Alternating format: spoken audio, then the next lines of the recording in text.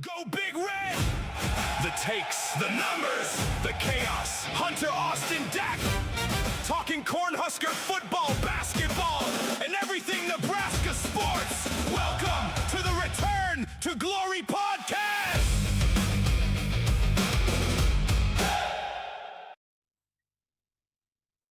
Welcome to the Return to Glory podcast. I'm traditionally your co-host, Austin Rose. Joining me today, Hunter Zarbanicki. And today, no Dak. Thank goodness we're talking Nebraska volleyball. We can only imagine what kind of atrocity that would be with Dak trying to talk volleyball. We're talking 2026 season preview. I'm going to do my best. I definitely watch it the most. I'm the most invested and most interested. And with that being said, I was a latecomer to the volleyball game. I didn't start watching it until after I graduated college. Primarily because it was the only thing on TV that I could watch. So we're going to go over what our expectations are, kind of what the layout is, recap kind of what happened last year. And, spoiler alerts, it's looking pretty good for this year too. For those of you who don't remember how last year went, we went 33-1 on the year, did not win, lost in the Elite Eight against Texas A&M, who ended up ultimately going on to win. They were just so physical and fast, and we got caught we lost to what seemed to be looking to be one of the better seasons in volleyball, collegiate volleyball history. Obviously Penn State in 2006, 2007, whatever those years were, where they went undefeated for like 3 years in a row. Obviously has a good claim there, but there was a stretch last year where I don't even remember how many games in a row we didn't even lose a set. It was a crazy number. I forgot about that actually. Now until Yeah. you said it, like we won a lot of sets. So. We won. It was basically since it was like Big Ten play. We didn't lose a set until we were on the road against, I don't even remember, like USC or something, UCLA, like UCLA. That's right. Late in the year. Austin, I do got to say, it's not to derail you here, but I love your sweatshirt. Thank you. Runza, baby. Just as Runza. Just as Runza. You could. I think they still have them on the website. Great Christmas present. Did you have the Runza flavored ice cream? I did not. I have some in my freezer, so next time you're in town, I'm saving some. I'm gonna say they nailed it. It's a bit abrasive when you eat it because you're like, this doesn't taste like ice cream, but boy, does it taste like a Runza ice. Like, interesting. If you're like, what does Runza ice cream taste like? Think about what ice cream would taste like, and literally put a Runza in it. They freaking nailed it. But yeah, so last year was a great year. First year under Danny Busboom Kelly. A return home after the, I would say, relatively surprise retirement of John Cook. I mean, we all kind of knew it was coming, but it was such a not weird transition per se, but she comes in, doesn't bring any of her staff from Louisville, really. Basically just 1-for-1 trade for John Cook. And it works clearly. Part of that helps when you have one of the most talented rosters in the country, which, spoiler alert, we still have. We lost two players, basically two major rotational players. Taylor, Taylor L. What was her? Taylor, not Lautner. Tall, skinny, the skinny one. Yeah. I mean, I can picture her, but I can picture her too. Taylor Landfair, there we go. And then Rebecca Alec were really our two big contributors who graduated last year. There were, Maisie Boyd-Ziegler and Allie Check also graduated, but they were not heavy rotational players. I mean, they got in a couple games, but Becca and Taylor were starters. And so they left because of their eligibility. I'm not honestly 100% sure if the 5-year rule, if they actually could have stayed. I don't think so for Taylor, but maybe for Becca. But anyways, they're gone. And in the world of transfer portal, you're thinking, another nice little roster bump and roster flip. Nope. Second year in a row for Nebraska, no one transferred out, and we had no one transfer in. So it's not to be unexpected. Obviously, smaller roster size, and we've had the number one recruiting class, I don't know, 3 years in a row. One of those years was like arguably one of the best recruiting classes ever, where we had, correct me if I'm wrong or if you remember, but it was like we had the number 1, number 2, number 3, number 4, and number 6 player in the class. It was something crazy. I remember the year that it was 1, 2, 3, 7, 10. Maybe that's what I'm Remember thinking. that year. Yeah. And that was a couple years ago. So I think, we're just at the point where our talent, we could look elsewhere to get people who are looking to shift, but I don't think people are looking to come here because they're not going to play, because we have young talent in it. And I would say, Is the portal like, obviously it's a thing, but is it as active in volleyball as it is for basketball and football? I would not say as much. Well, no, I wouldn't say as much for basketball, as much as basketball. Football, it's tougher to compare because the roster sizes are so different. Um, but I do think part of that's already because the talent is not condensed, but your top 25 teams, it's a lot more. I would say the the landscape's more stable than basketball, anyways. There's less, coaches get longer runs. There's not as much, hey, I coached here for 1 year, I'm moving here for another year. Because schools just don't care as much about volleyball, so there's less money in it too. Whereas basketball, you're getting big fat checks thrown around. That's my theory. I don't know that for sure. Obviously, I will say that the popularity of volleyball and sports in general and NIL, it has impacted volleyball. Just look at the last couple of years of viewership. It's kind of been crazy. But I think we're the only, Power 5 volleyball school to have no transfers in or out for 2 years in a row, which is crazy. Because we could, call it arrogance, but I do think, if we wanted to get someone, I think there's enough money behind volleyball in Nebraska. I think there's enough of a, prestige with the brand that, volleyball players want to play here. So we could go out and get people if we wanted them, but we have decided that we don't want them. So yeah, that's kind of what the off season was, where we're at from last year. Like I said, we really only lost 2 starters, and they were, Becca and Taylor were very important. But towards the end of last year, you could kind of see that, because Becca was a mid blocker, and Manaya Ubeche, who we're going to talk about in a little bit, she was kind of starting to play a little bit last year. We were running to the point where it's like, man, we can't have 3 blockers on the court, but we have 3 people who should be on the court. And so we kind of played around with it a little bit last year. But with Becca gone, I do still think we have 3 good blockers, but it's a hole that we could fill because we're that good. Key returning players, I could say. We have 4 seniors, 3 of which who were semifinalists for Volleyball Player of the Year last year. Bergen Riley, who won. Harper Murray, Andy Jackson, Lainey Choboyer, 4 seniors. Junior Skylar Pierce, Olivia Mach, Tara Sigler, Carrie Lembeck, Ryan Hunter, Campbell Flynn, Kenna Kogel, Virginia Adriano, and Manaya Ubeche. Kind of, that's, for the most part, the names you heard, Virginia, she kind of had a slow start last year. She was the freshman from Italy. By the end of the year, she was getting a lot of playing time. She looked really good in the red and white scrimmage, but I don't know I don't know what to take away from the red and white scrimmage. And I should say, look, I listened to it on the radio because I currently don't have Big Ten. I don't have TV right now because YouTube TV is too expensive to keep during the off season. If I'm going to be honest.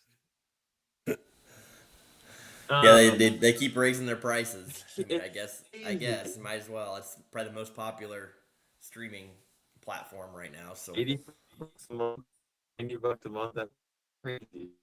First time it was $25 a month. That's 7 years ago. Um, I'm going to be doing Fox One this attempt to watch my Husker game, and if it's on ESPN, go to a bar. But like I said, we lost players, and I like more playing time for. But I know what we're gonna do with our freshman class. Typically, really freshmen get in and play just because we're talented, though they are like 3 of the top 10 recruits in the nation. Probably get in a little bit in some of those games where maybe someone will get home, have like the flu, and we'll be up big and in. But for the most part, it's going to be our 4 seniors, and Mania and Virginia are going to be the 6 faces you probably see the most. And they're really freaking good. Like I said, we went 33-0 last year before running into just the counter that after a while, like I remember Texas A&M won their Sweet 16 match, and I was like, this team is not the team. Like they were just big and fast, and for what we could have beaten them, obviously we lost in 5, and they won the whole thing, and it makes me sick, especially the whole Trev Alberts of it all. I'm clearly over it, but I think we can beat anyone in the country, and we know that, they know that. The senior class is really freaking good, and they haven't won a championship, which is surprising. Andy Jackson, Harper Murray, Bergen Riley are just 3 killers. And so the expectation this year is national championship. I'm not gonna say bust because people have much more patience with volleyball. Just because I guess I have no idea why. But the expectation is championship. I'm assuming you would agree with that. yeah, I actually pulled the odds up, and we are plus 200 to win the national title, which means you put $10 down, you're winning 20. Yeah. So it's not very much, and I think we're minus. It was minus 260 to make the Final Four, which is, I mean, putting $20 down, you're winning like 10. So, or $10, you're winning like $5. So it's yeah. I mean, we're definitely the heavy favorite to win it all this year again with everything that you said and the people that we returned. Not value where I'm putting my money at, but no, that tells you that we're the favorite. That's rough. Final Four this year's in San Antonio, so not an easy drive, unlike last year, unfortunately. Preseason number 1. I mean, you listen to any interview with the ladies, and it's hey, we're not going to be hung up on last year, but we know that the pressure's there, and we're a talented group, and we should win. Like, it would be so disappointing for this group to make it through 4 years, which again, I don't know what the 5-year thing is going to do. Are like, can all 4? Because I think all 4 of these, our 4 seniors, all started as freshmen or got playing time as but there's 5 years of eligibility, so it's like, do they stick around another year? Because like my gut says they're making more money playing at Nebraska than they're going to make as a pro volleyball player. Yeah, I don't know what that comparison is. What I think you hear the line "pressure is a privilege" a lot, and Mhm. when it comes down to a team like this, like you said, that has so much talent, there's many ways to go about it. As a coach in a program, you can own it and or you can make it the elephant in the room and try to not talk about it. I mean, I think there's several approaches how to go about that, and like you said, I think this is obviously a very talented group that has been favorites to win it in several years and just hasn't done it yet. So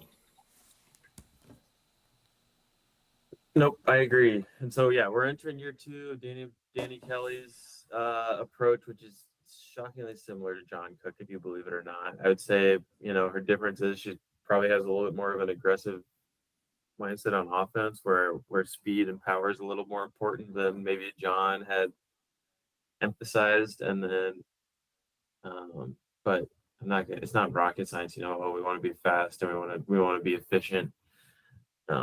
We led the nation with hitting percentage last year. I suspect we'll be up there and towards the top again this year. We're going to have fast tempo. We have great middles, so I expect Andy Jackson and Mania to have another great season offensively in the middle. Outside hitter, Harper's still there. I think we're going to be fine. And then Bergen setting the scene for everyone is great.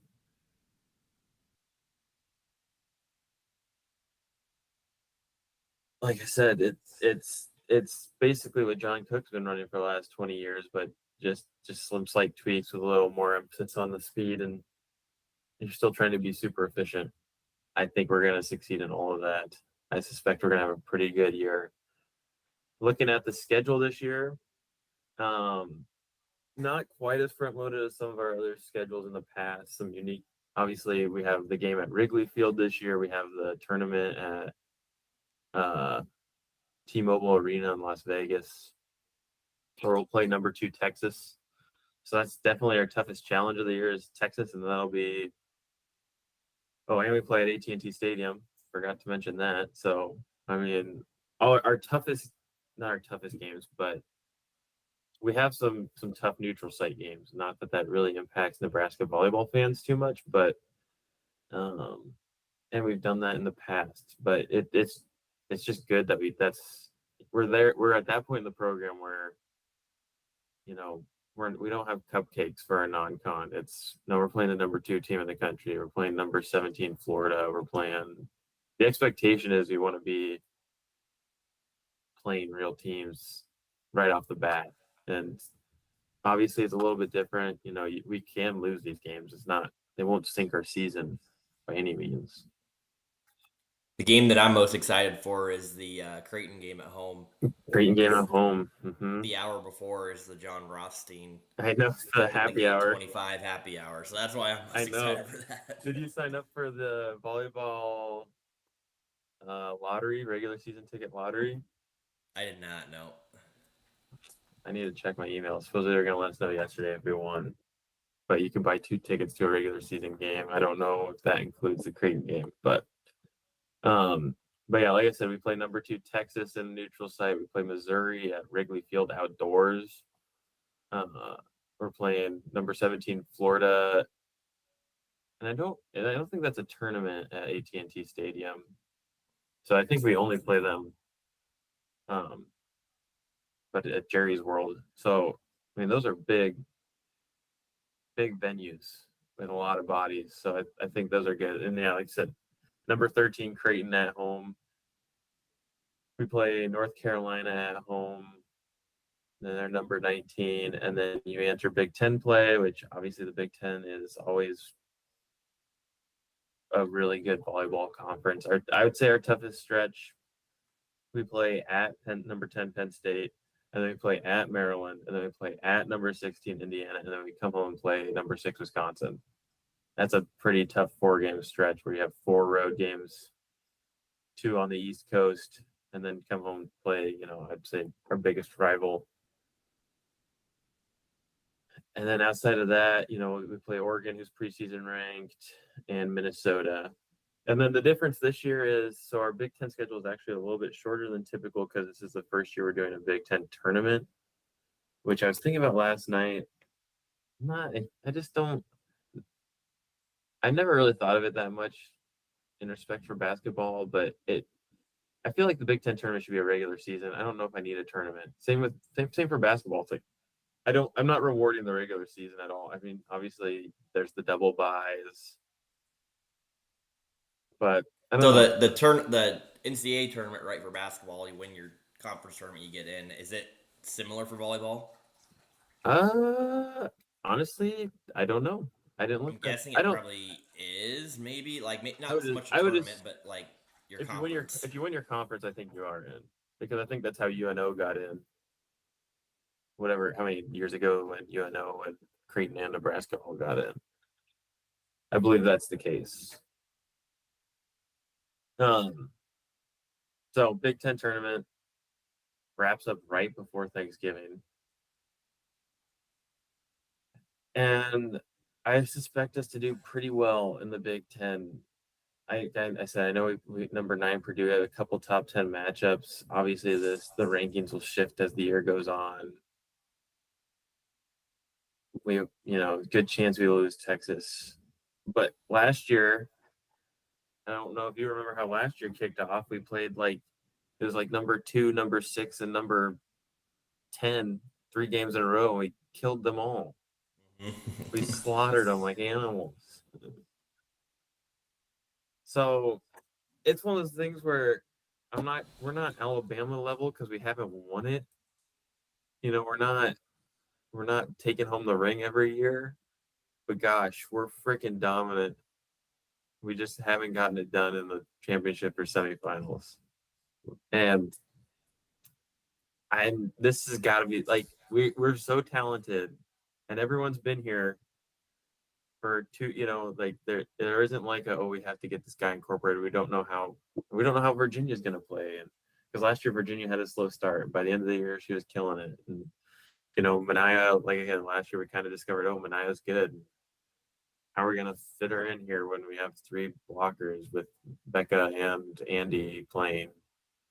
And I just don't foresee us having those problems. We ran back basically the same coaching staff. Jalen Reyes is still there. Kelly Hunter, Brennan Hager. It's a good crew. Our volleyball program is just stellar, and we've got it figured out. And Danny Blessman Kelly's a good coach. She's definitely John Cook's. What's the word I'm looking for? Student. And we just know how to do it. We just haven't.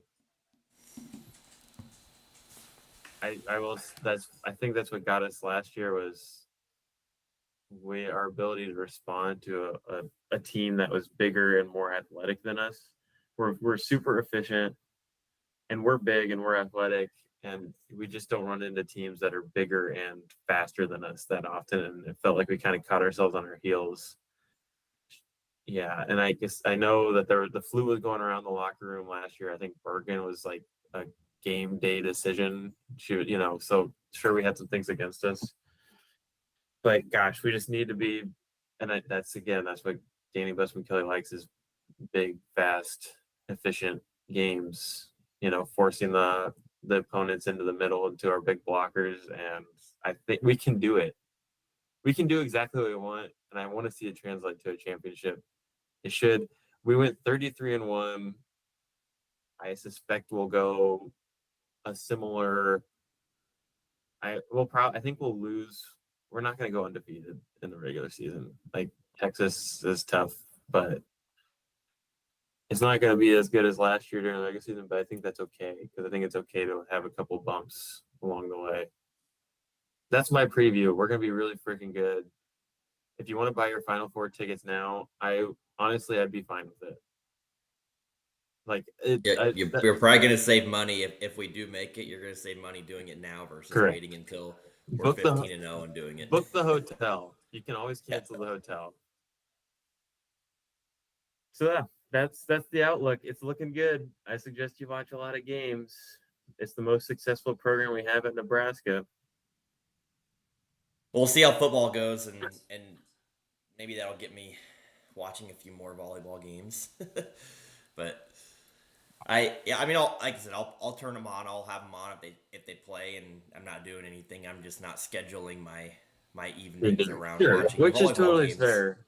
which I do for basketball and football. So I mean, the nice thing about volleyball, it's on Thursday nights or Tuesdays or it's during the week during the football season.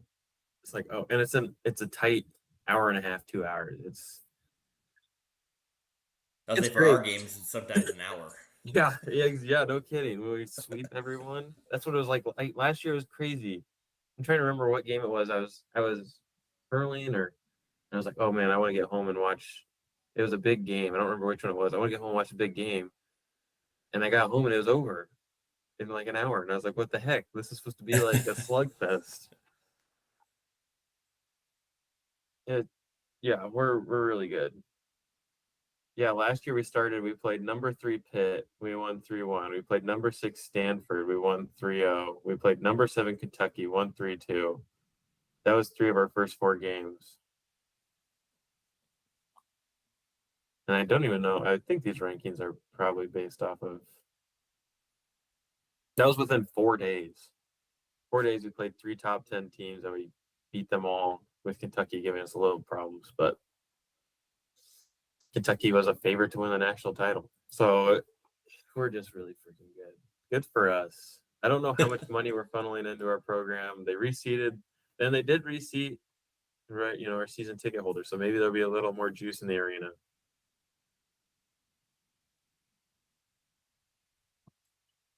All right, That's it. That's what I got. I like it. Was there any Husker football news that we needed to shed light on? I don't think We'll so. talk about it next week. I think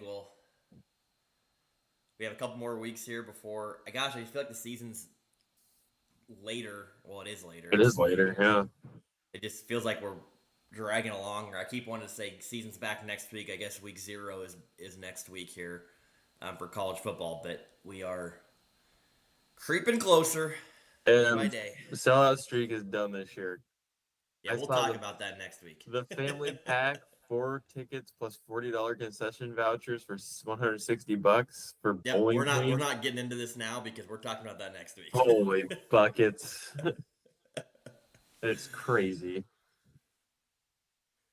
All right. Go Big Red. GBR.